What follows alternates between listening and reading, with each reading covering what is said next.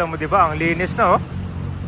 So nagkaroon na rin ng dredging para mas lumalim at saka lumawak itong estero. Ang Pasig River ay stretching 25.2 kilometers, nagko-connect from Laguna de Bay to Manila Bay. Pasig River Urban Development ngayon dito, isa na yung nagsimula na malapit sa Manila Post Office kung saan meron ng bagong esplanade papunta sa may Intramuros. Itong Pasig Bigyan Buhay Muli, ito yung rehabilitation project. Ang aim nila dito ay i-transform itong Pasig River into a hub for economic activity, tourism at i-improve itong transportation connectivity. At hindi lang itong Pasig River pinapaganda nila ngayon. Ang pipicture natin ngayon itong mga estero sa Manila. Dahil alam nyo ba na mga estero dito ay unting-unting gumaganda at lumilinis na rin. Malaking impact ang mga estero dito dahil kung puro basura sa mga estero, ganun din ang mangyayari papunta ito sa Pasig River, kaya apektado. So tara, pakita ko sa inyo mga estero dito na maganda na.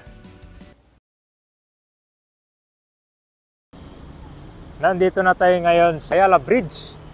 So alam niyo naman kung gaano ka-importante itong pag-maintain.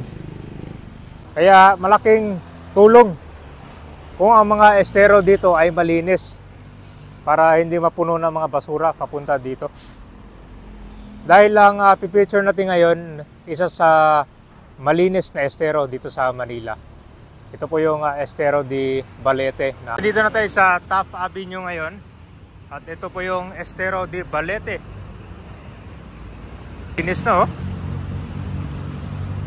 Kung mapapansin mo yung mga burak dito, halos natanggal na siya.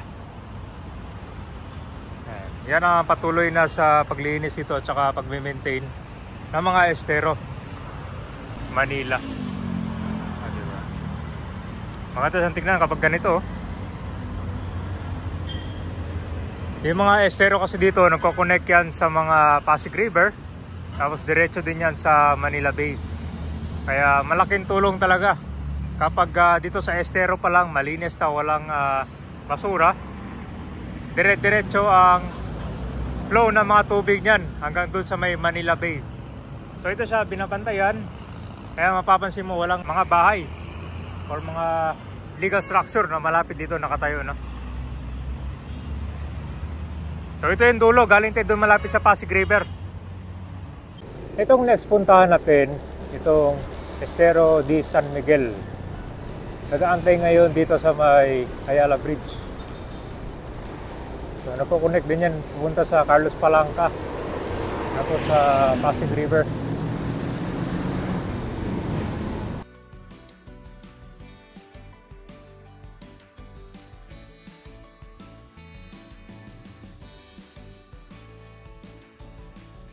Dito sa Estero di San Miguel, meron na siyang flood control gate kung saan ito yung estero na simula pa doon malapit sa Menjola.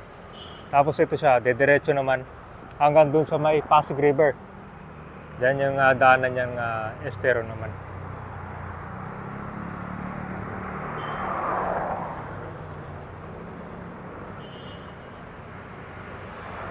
Malaking impact dito kasi kapag nagkaroon ng bagyo, madalas umaapaw din yung tubig dito. Yung tuloy na tuloy yung tubig, yung ulan. Marami na rin mga estero na meron ganito Isa rin doon sa Estero di Magdalena, meron na rin doon. So tingnan mo natin yung sitwasyon dito Ito kasi alam ko parang pathwalk to para papunta doon. Nandito na tayo sa kabilang side naman. So dito nagkaroon ng construction ng flood mitigation structure along sa Estero di San Miguel. So nalagyan na rin ng mga steel sheet pile. And then dito halos meron ng mga metal fence. Yan din ay magiging protection basta magkaroon ng mga debris or mga basura na galing dyan malapit sa mga bahay, hindi siya basta magtapon dito, no? Yan. So kung din yan, parang magiging panangga din yan dito. So nagkaroon na rin ng dredging para mas lumalim at saka lumawak itong estero. So itong flow ng tubig, dire-diretso ko na yan, smooth na. Dire-diretso papunta doon sa Pasig River. So kung talaga, malaki yung pagbabago kasi mas lumalim na yung level ng tubig dito. Kasi dati hindi umabot dyan siguro hanggang dito lang malapit sa may poste na yan. So malaki na rin ang dito improvement. Tsaka hindi nagkabundok yung basura, no? Meron na lang mga pailan-ilan dyan, no? Makikita mo naman, no? Siguro mabibilang mo na lang yung mga ibang basura dyan. Laki, mas lumawak na dito, oh.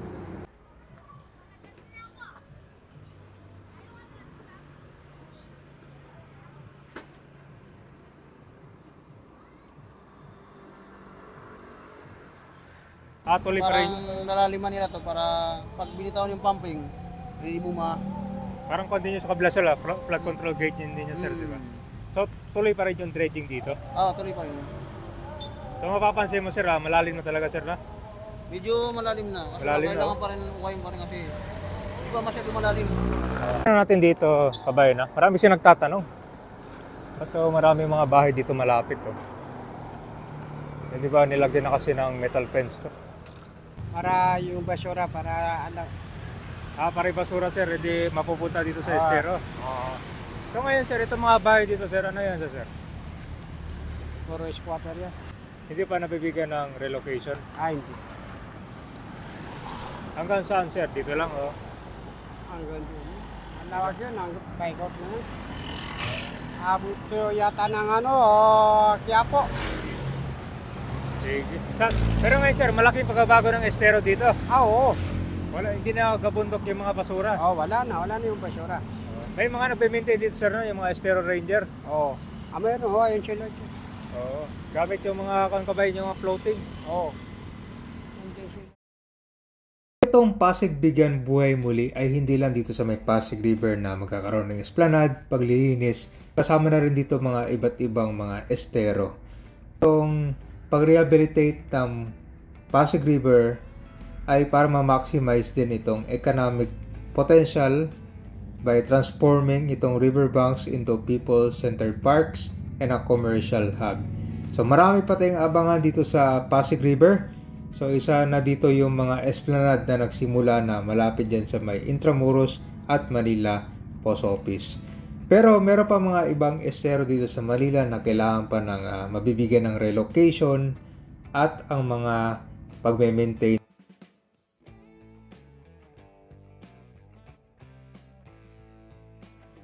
Yung pinunta nating estero de Balete, dito yung labasan niya. Itong estero ng connect sa Pasig River, malapit dito sa may Ayala Bridge.